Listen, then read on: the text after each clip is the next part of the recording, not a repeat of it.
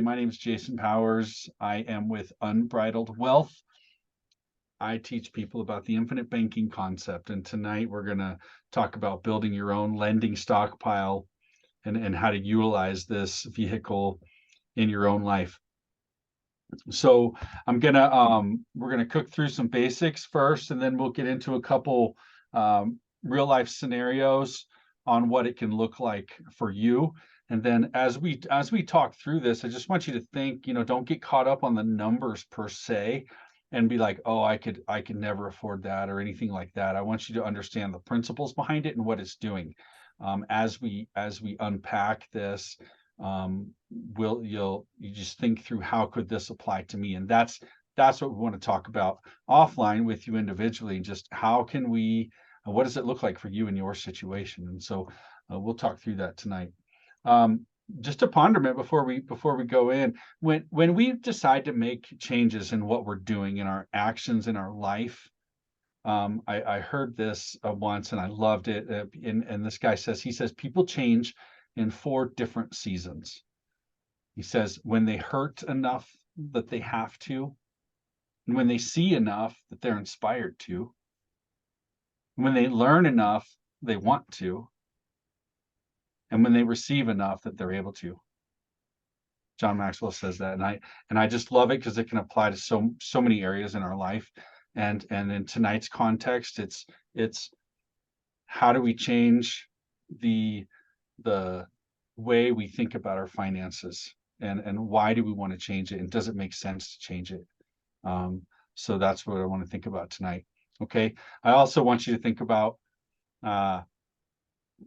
so often people hear solutions and say good ideas or whatever, like, I'm going to do that someday. One day I'll do that.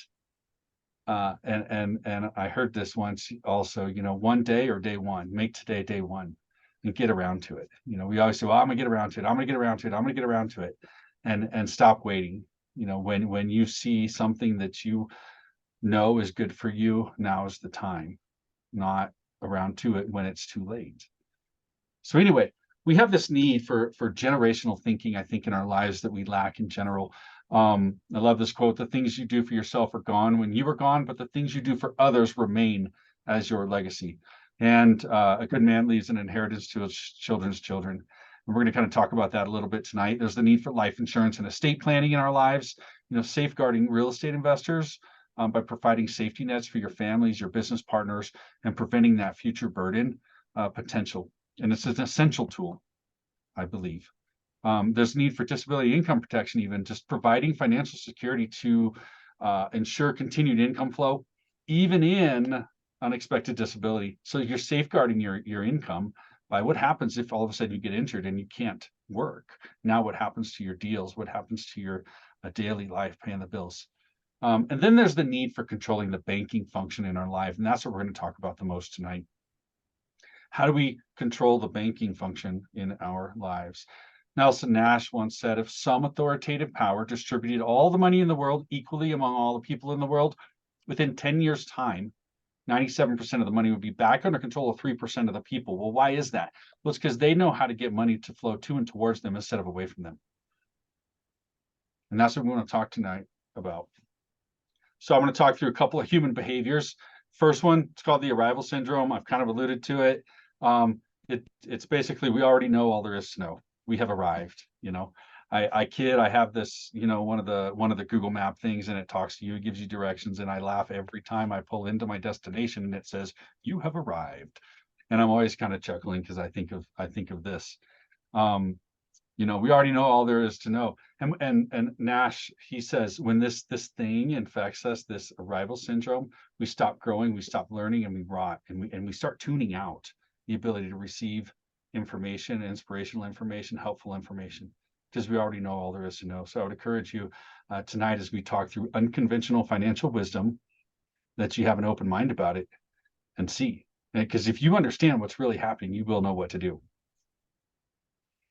Okay. Get a piece of paper. You can do this while we're talking through the night. Here's your riddle for the night, puzzle to solve. Draw a box, put 9 circles in it. Maybe each circle represents a personal financial goal, and you've got to find a way to connect all the dots. So in our financial lives, we've got all these dots we want to accomplish in real estate, and how we're going to retire, and how we're going to save for our kids' college, and how we're going to finance this and that and the other. How do we connect all those dots? So while I'm talking tonight, try to pay attention as well. But draw a box, draw these 9 circles in it, 9 dots, and here's the rules you got to abide by. The lines may intersect, but they may not bend. You can only draw 4 straight lines. Okay, all dots have to be touched once. You may not touch any dot twice. And each of the lines you draw should touch end to end on at least one end. Okay, take a picture of it if you want to go back to it. We're going to come back to it. I just want to show you something as we go on. Okay, got it? All right. Moving on, thinking outside the box here. If you had $30,000, and go ahead and drop it in the chat if you want.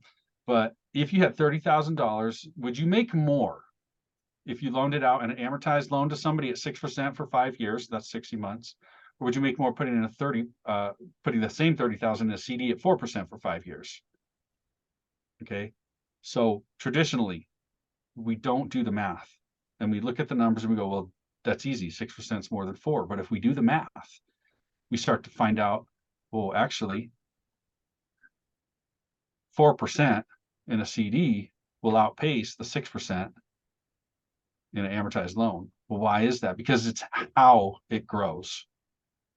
So that's another thing we want to look at. And even in real estate, I'm always telling people, like, we got to do the math. Don't just assume, do the math.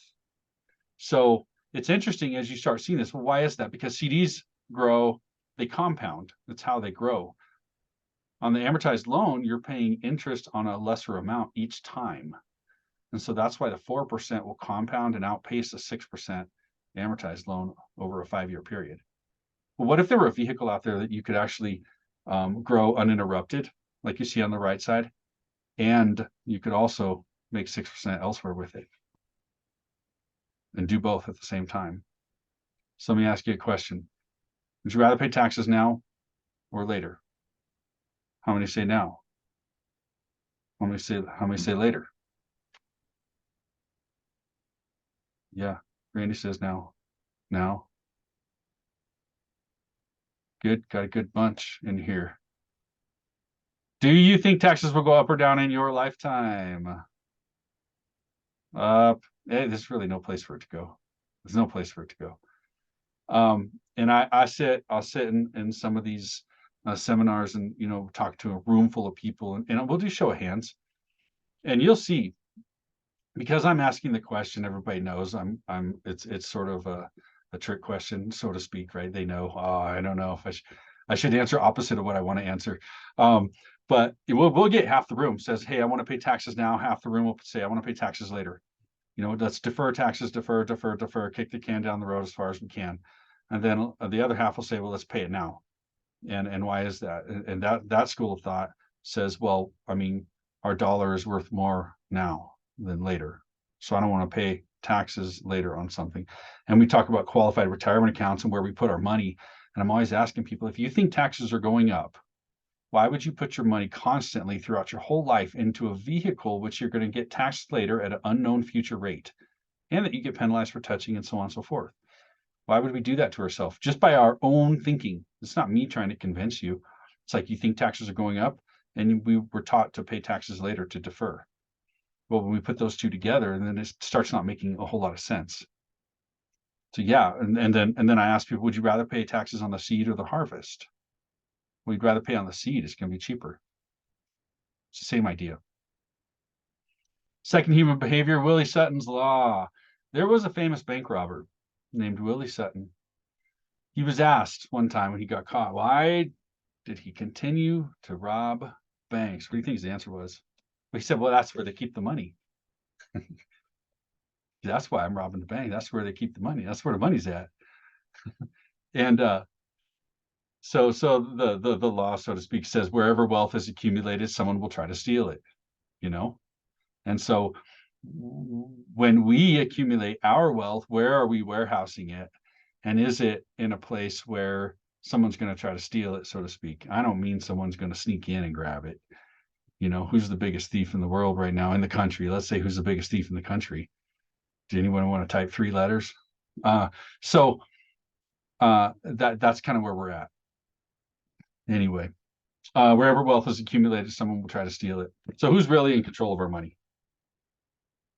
I mean, what do we do with all our money? We're utilizing credit cards and mortgages and car loans, and we're putting stuff in savings. We're putting stuff in qualified retirement, tax deferred qualified accounts, and that's where we're putting our money. So who controls our money in the end? I believe it's the banking system in general, and that's what's controlling our money. And we are a race that is controlled by debt. And we are way out of control. If you've never gone there, go to usdebtclock.org. I'll type it in the chat even. usdebtclock.org. I don't have time to show it today, but it is fascinating. It shows a live rolling number of US debt in the country, all the debt. And it's just a fascinating thing to look at. It's depressing and fascinating at the same time. But if we can learn to control that banking function in our life, that's the most profitable thing we can do over a lifetime.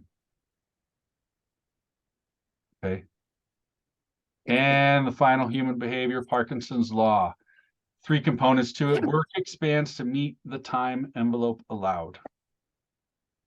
Meaning, if you give a contractor a job to do and you say you've got a week to do it, he gets in there, he gets the job done. If you 6 months later have the same job and you give that contractor a month to do it, how long is he going to take to do it? He's going to take a month to do it, even though it could have been done in a week because you just had it done in a week. So, but we do that in our own lives. Work expands to meet the time envelope allowed. We take up all the time we can use. Second component is a luxury once enjoyed must become a necessity. Perfect example of that is how many of you used to have a car without AC and then you got a car with AC. How many of you will ever go back to a car without AC? Right? We just won't. Most of us won't. Some of us have to. You have no choice. I've been there. Or a house with no air conditioning. You know what I mean? Like, unless you live in the mountains. It's just that a luxury once enjoyed becomes a necessity. And finally, expenses rise equal to income. And that happens throughout our life. We get an increase in income. And so we raise our expenses up to it. And then so often we wonder where all our money went. We're like, why am I constantly broke? Why can I never get ahead? I can't seem to get there. And Nash again says Parkinson's law must be overcome daily. And if you can't do so, you're destined to become a slave to your finances. And the good news is if you can whip Parkinson's law, you will win. And I truly believe that too. If you can control these ideas, think about these human behaviors we just talked through, you will win in life and win with your finances. Okay. So there's 3 types of people. There's the debtor. Think of someone who's going to finance a car. I'm gonna get a little pointer here. Debtor. So we're gonna finance a car. We're gonna pay it off over time and get back to zero. We finance another car, pay it off over time, get back to zero, so on and so forth throughout our life. The saver does the opposite. He says, hey, I don't want to go into debt over this. I'm going to save up for it. So he does that. He saves up for it, buys the car, go back to zero, save up for the next car, buys it, go back to zero. What I want to teach you how to do is become what I call a wealth creator. And that's where you can create this financial velocity that can literally last for generations. Okay. But just like Einstein says, we cannot solve problems by using the same kind of thinking we used when we created them. We have to change the way we think about our finances. We have to enter the infinite banking concept. Becoming Your Own Banker is a great book by Nelson Nash. I keep it here on my shelf. I keep it here on my shelf. And I will put a link at the end to this book where you can buy it. There's a bunch of places you can buy it. I'm going to give you a discount code. You can buy it off my website. But I'll give you a link at the end. Great book, 92 pages long, not a difficult read, but it is the core of infinite banking. And once you understand that and apply it in your life, you will be in a different spot. Okay, infinite banking, it is not some financial hack. It's taking control of the banking function in your life. That's what it's about. How do we replace the bank over time throughout our life? How do we set the next generation up so that they wouldn't ever have to utilize the bank? You know, how much interest would you save in life if you could not pay interest to an outside bank again? Think of all the things we finance. We finance everything we do. So it's the best place to warehouse your wealth. It has guarantees, it has safety, has ready access to your money, allowing you to take over the banking function in your life. Okay, let's break down the vehicles of it because it's particular and it's important that you understand it. It is properly structured. The vehicle through which we teach people how to do this, properly structured, dividend paying, whole life insurance from a mutual carrier. I am wordy about it because there are financial gurus out there that rail against whole life and they're misrepresenting it.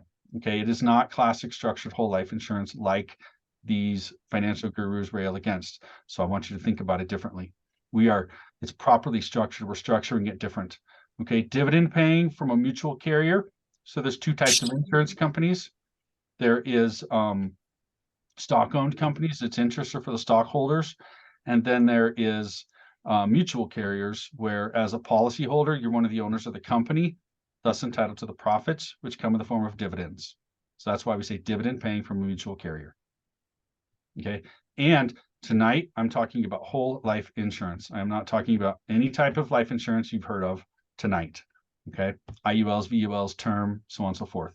We'll get into that. We can chat offline or get on another call sometime and talk about it. But tonight I'm talking strictly about straight whole life insurance. Okay. There is this common knowledge and uncommon knowledge. We are taught the common knowledge in our traditional financing. There's this wealth of uncommon knowledge that's just not taught in financial circles. And that's what we want to break this down tonight. So the benefits of infinite banking, okay, and utilizing properly structured whole life insurance. It is not always about how much extra money do we have to start. It is often about how do we change the flow of our existing money. And so that's what we always look at behind the scenes. You know, when we sit down with clients, we go, hey, what does it look like? What's your money doing right now? Where's it headed? Where's it coming from? Where's it going to? And is there a way to change the flow of that money where you pass money more through a policy and then that kicks you forward, turbocharges your strategies, if you will. And I'll explain that a little bit later.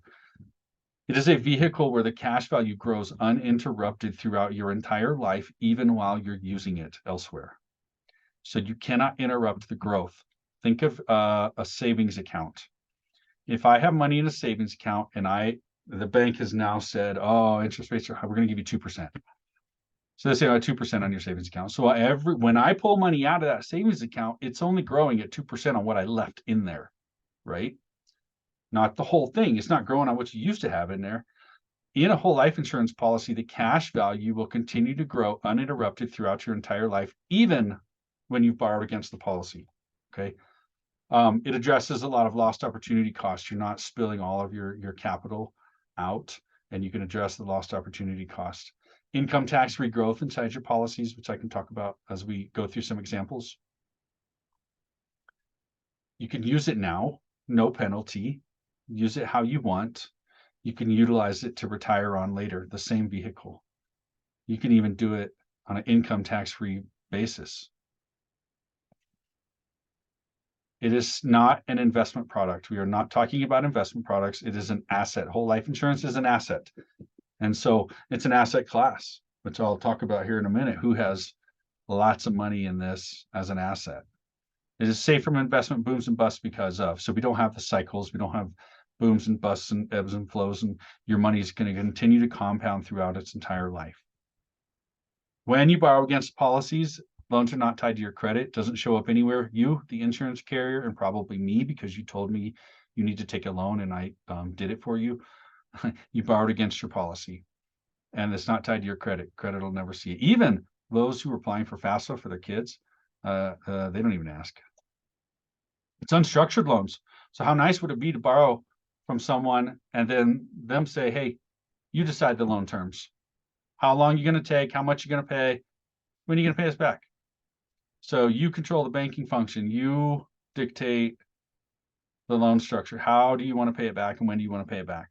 So think about that in real estate. How often, how many of you done fix and flips, and you open up that wall and whatever was behind that wall, you just tacked on another month onto your deal. Well, who doesn't care? The hard money lender. He's like, keep paying us. You got to keep paying us anyway. It don't matter how. So you decide the loan terms. It's a multitasking dollar, which I've alluded to. It's a dollar that's doing multiple things at once. It's growing inside your policy. It's also growing with whatever you're using to outside of the policy to make it. So I'm going to borrow against my policy. I'm going to use it in real estate. I'm making money with my real estate, and it's growing inside the policy at the same time. That's a multitasking dollar. And of course, it's life insurance. So you have the generational wealth transfer, on to the next generation.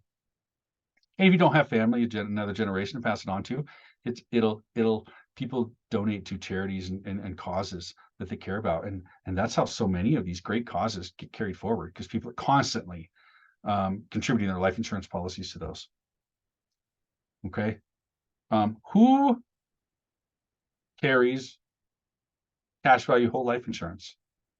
Lots of people. Banks, interestingly, carry billions of dollars, billions with a B, billions of dollars in cash value whole life insurance. If you look at their balance sheets, which you can find online, it is a tier 1 asset for them. Some of these banks carry more cash value than they own in real estate. Think about that.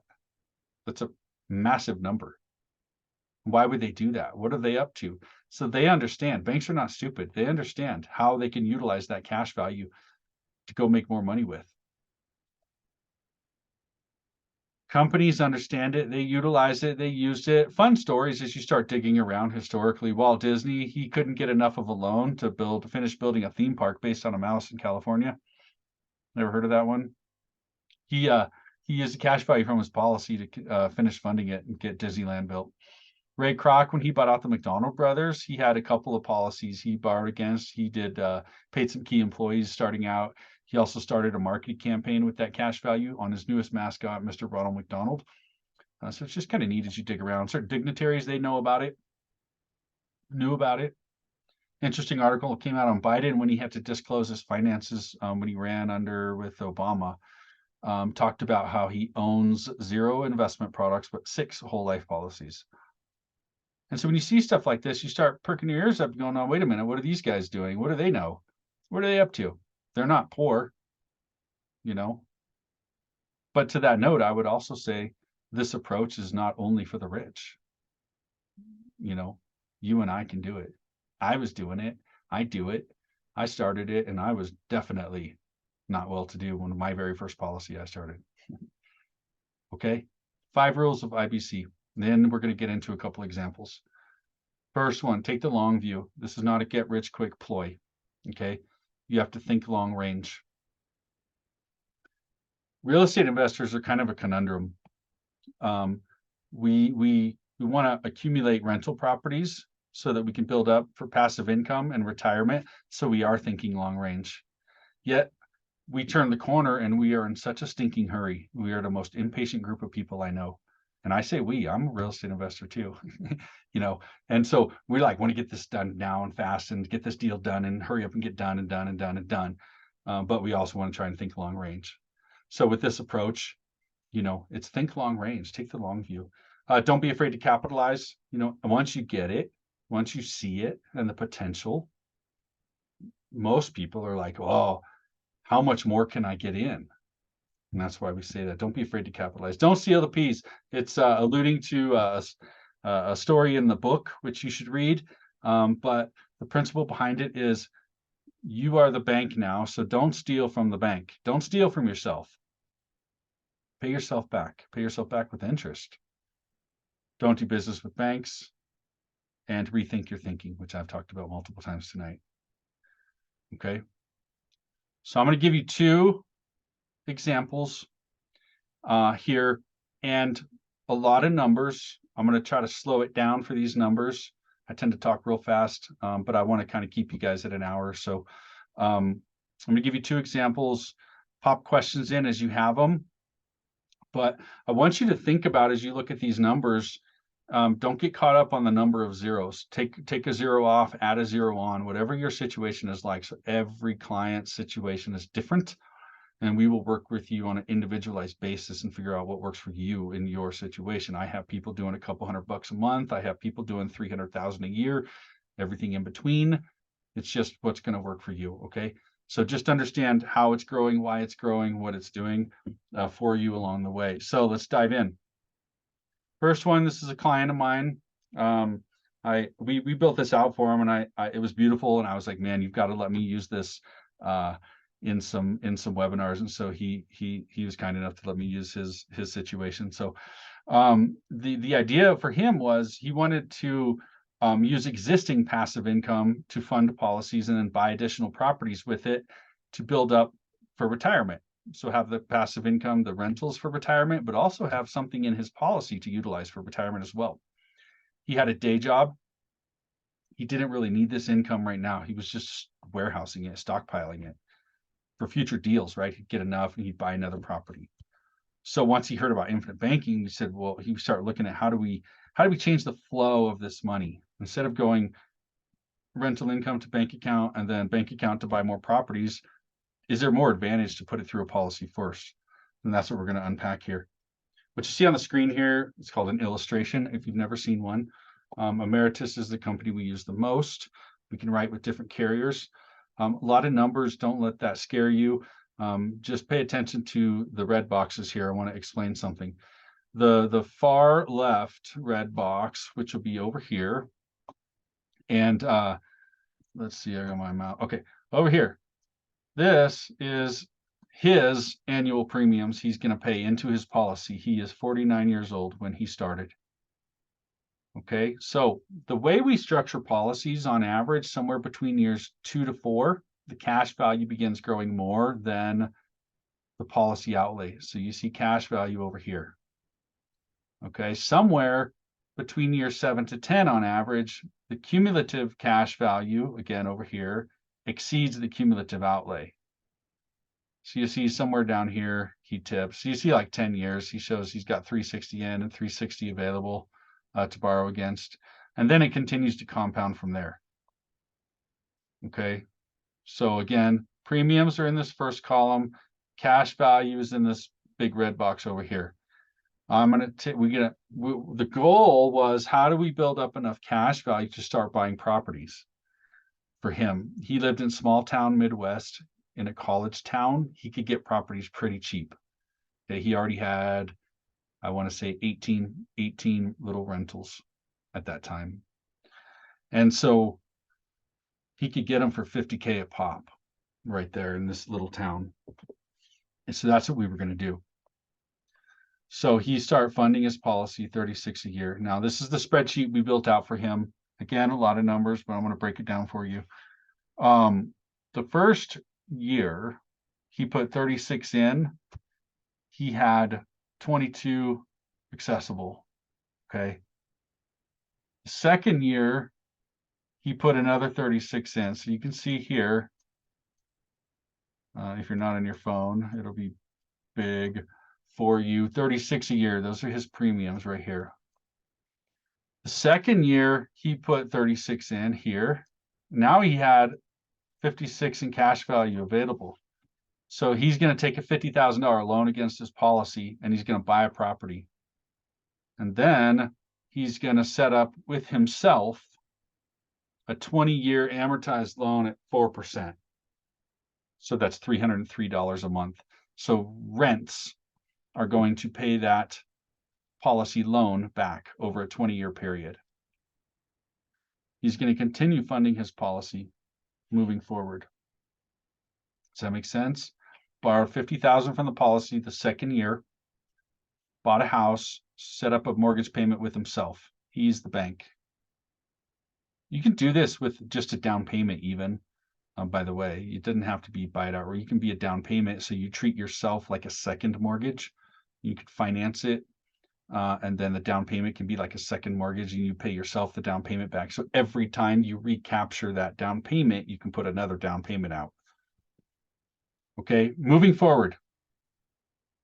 This is year 2. This is year 3. He keeps funding. This is year 4. So year 2, we were able to take 50 out, and we had to skip a year.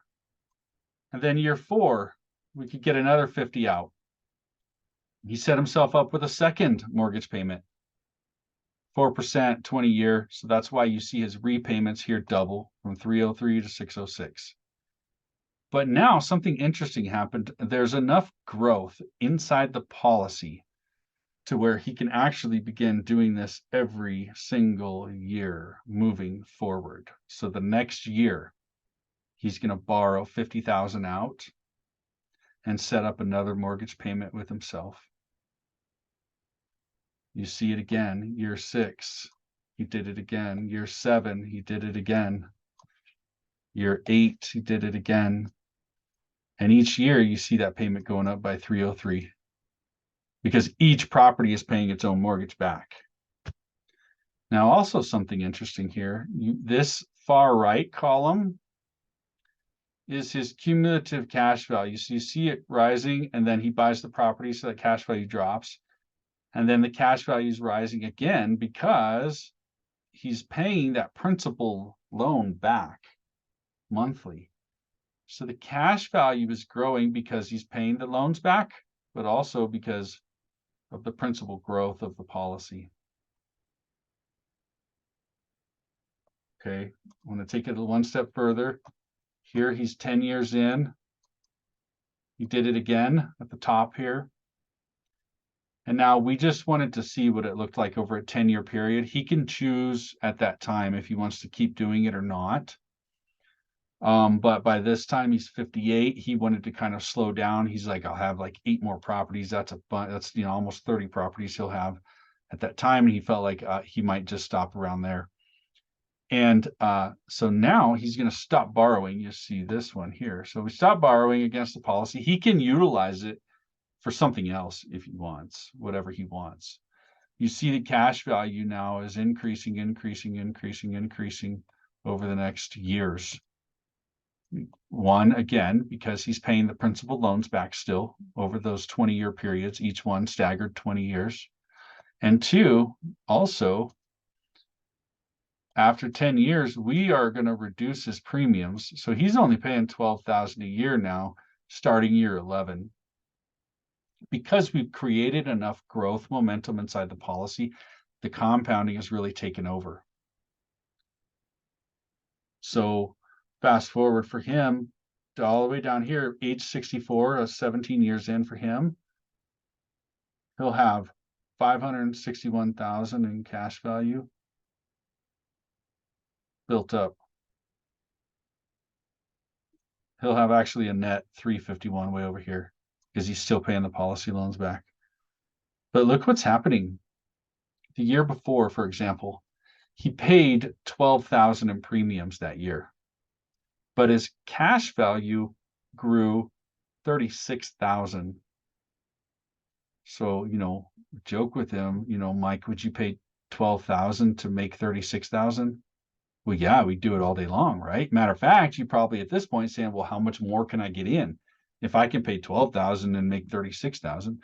And that's what I meant earlier by don't be afraid to capitalize the system, because the more you can pack in early on, the more it's going to compound longer, and the more growth you're going to see inside your policy. So that year he put in 12,000 in premiums. His available cash value grew 36,000. Not only that, his cash value increase because he was also paying the principal loans back. The true increase, instead of 36,000, the true available cash increase was 52,000 that one single year.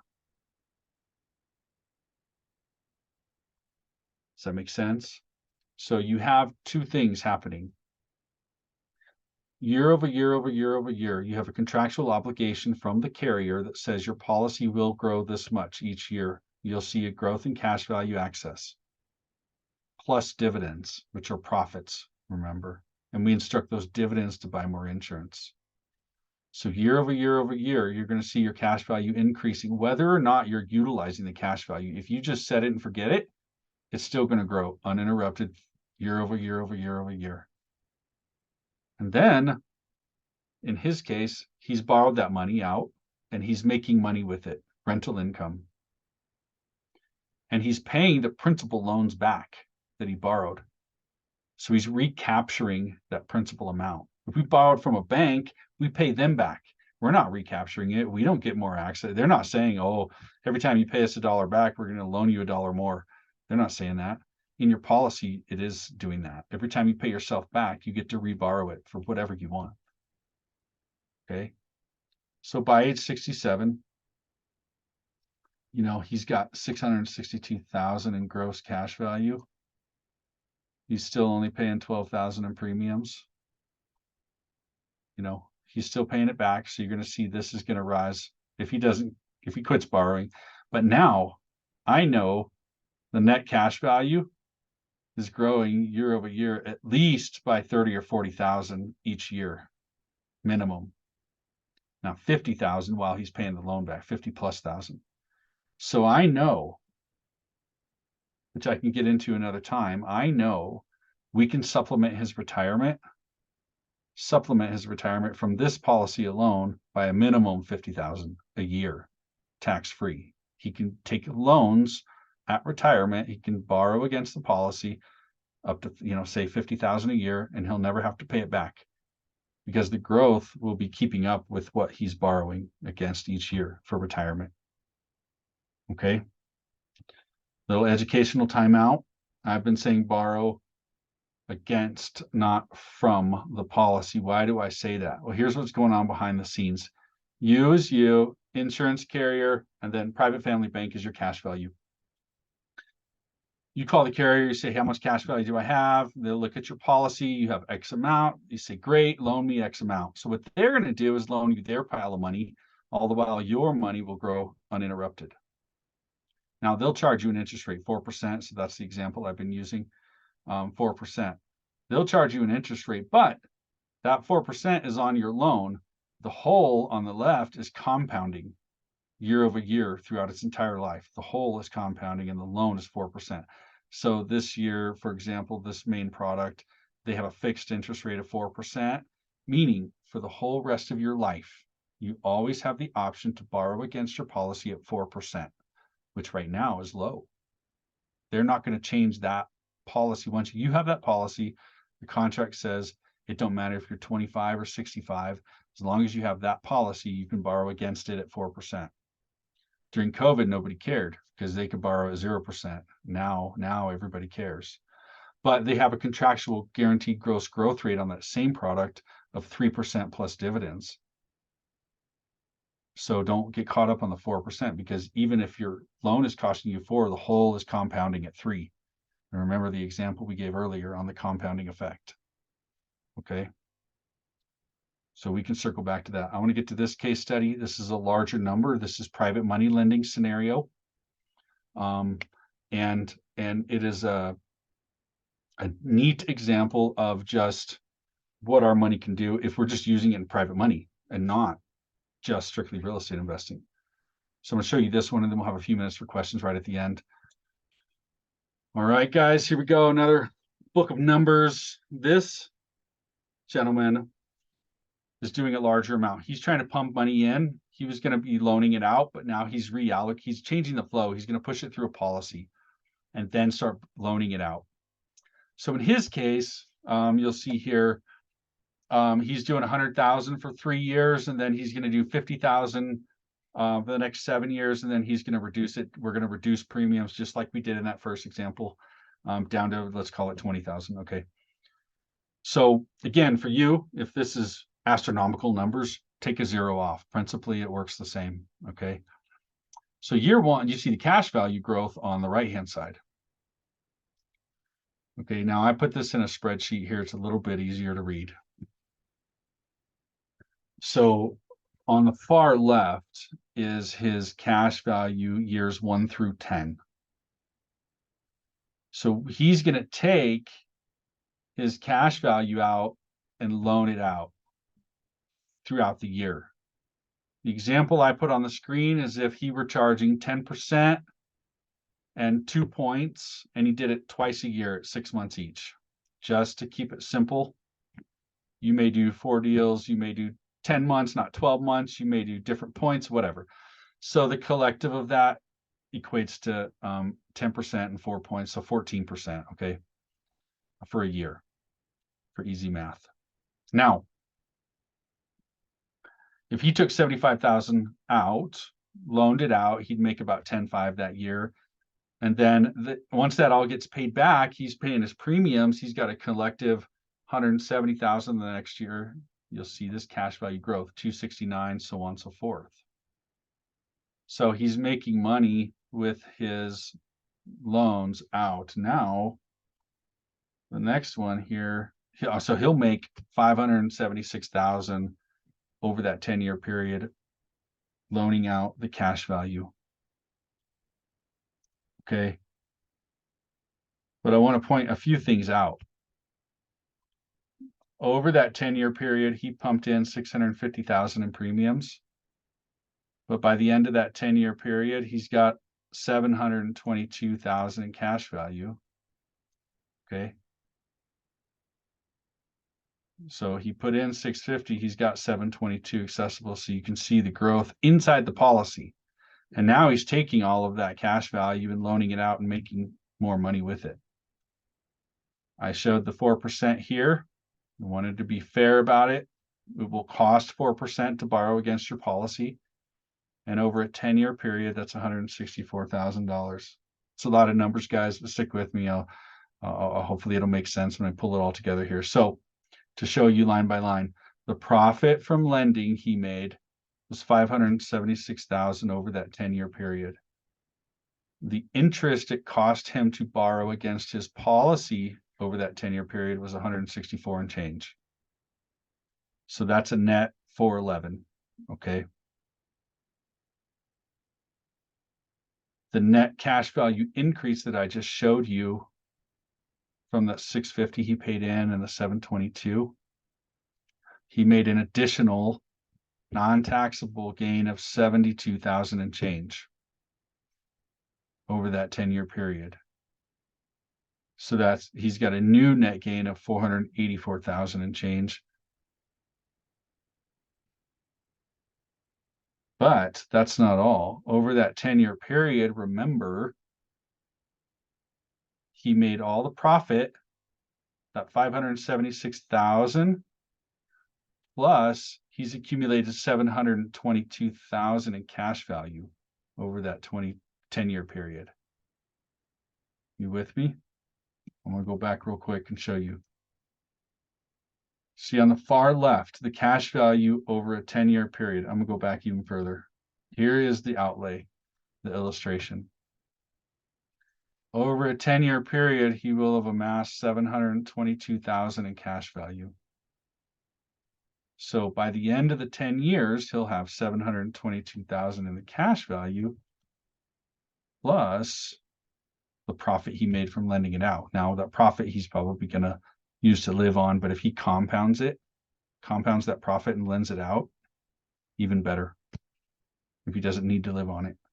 So he'll have a cumulative 1.1 by the end of the first 10 years. He put in 650. Let's look at the next 10 years, the second 10 years. Remember, we reduced premiums. This is the same thing. We reduced premiums. So the next 10 years, first 10 years, he pumped in 650,000.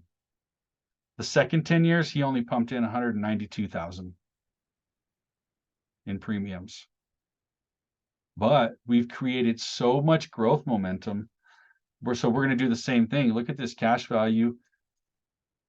Gets up to the 1.3 million in cash value by year 20. We're loaning it all out each year. This is the interest, showing you the interest that's accumulated over this 10-year period. Now, here's the loans. So he has a cash value on the far left. The amounts he's loaning on the next column. I didn't change the interest rates. But over that second 10-year period, a profit from lending a loan is 1.4 million. I don't know where that extra zero came in at the end there. Sorry. 1.4 million in profit just from private money lending. So let me show you that breakdown. 1.4 million. We have to factor in the interest from the policy to be fair. So the net was just over $1 million. But the net cash value increased the second 10 years. Remember, the first 10 years was like 72,000.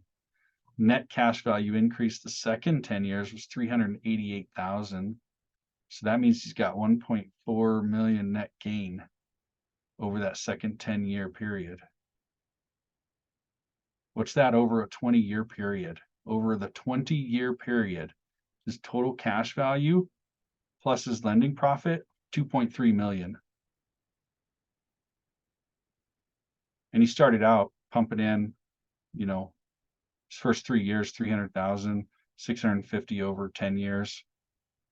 I mean, it's just a vehicle. And this compounding the second 10 years blew away the first 10 years. And that's that thinking long range. Yes, you're going to make money in 2 places at once at any stage of the game. But the longer you have it, the more it compounds, the more it will grow and the more advantages you'll see from it. I love this quote. Life is more than the accumulation of money or the avoidance of taxes. That's what we're always trying to do. Life is about influence, relationships, making a difference. It's about being fondly remembered by those whose lives we touch along the way. And I say that because I want to show you one final component of how do we take this whole thing. Yes, we can use it and we can save us money and make us money and control the banking function in our own lives, and it benefits us throughout our entire life. How do we take this and make this generational wealth? And this what I'm putting here is one idea. There's several angles through which you can come at it. Get with an estate planning attorney if you need one. I've got one for you. I've got a couple to help you set stuff like this up. I have something like this set up for my own family. And it's a way to set up the private family banking systems so the next generations will probably never have to go to an outside bank again. They will always be able to use your privatized family banking system that you started. So how does it work? First generation has to start it. Somebody's got to start it. So first generation gets policies on themselves. They can utilize that cash value now. They're going to insure the kids, the next generation. The beneficiary on your policies, or at least one of them, is going to fund the family trust. So upon your death, the family trust gets funded with a pool of money. And now the second generation can access that trust like a bank. You borrow money, pay it back, borrow money. So it functions like their private family bank. But not only do they have the family bank, the family trust to borrow against, they've got their own policies they could borrow against as well. But now the trust has capital. The trust can begin purchasing policies on each generation after that. Now, as a policy owner, you control the cash value in that policy. So if you own the policies on your children, while you're the policy owner, you can control that cash value now. So you can be utilizing it now throughout your life, building it up for them, and then hand ownership over to them at some point, which is a great approach. So the same goes for the trust. If the trust owns the policies, the trust controls the cash value. So now by the third generation, the trust not only has its pool of death benefit that you funded it with and the money it made from lending, it's got the policies that it owns on the next 2 generations, the children and the grandchildren. And so it can also utilize that cash value. Each generation that is born, each generation that dies, those policies, the beneficiary is the trust. And so each generation, it funds that trust even more and more and more and more. And every generation gets insured. And that is how you create this generational wealth that can last multiple generations. That's how you have people like the Rockefellers who are running 6 generations now. They're still going strong because they're utilizing a system kind of like this. Okay. You guys want to know the answer? 4 lines cannot touch any 2 dots at once. The only way you can do it is by going outside the box. And that's what I want you to do, is think outside the box. From traditional financial knowledge, think outside the box. because there are more options than we are told. And this is certainly one of them. And like I tell everybody, one day or day one, now is the time. Someday, I can't tell you how many people I talk to. They're like, gosh, I wish I would have started this 5 years ago, 10 years ago. And if you don't do something now when you can, you'll be sitting there in 5 years going, gosh, I wish I would have started something 5 years ago, and just don't wait till it's too late. Here's what I promised you guys. A discount for the book. You can scan that QR code, or you can go to my website at 1024wealth.com/shop. For this book, you can enter the discount code Unbridled and get a little bit of a discount. We can drop ship it to you from here. I'm in Denver too, so if you want to meet up if you're in Denver, want to meet up for a cup of coffee, let's do it. But questions? Any questions? Feel free to unmute yourself and ask. Feel free to type it in the chat. Got a few minutes for questions.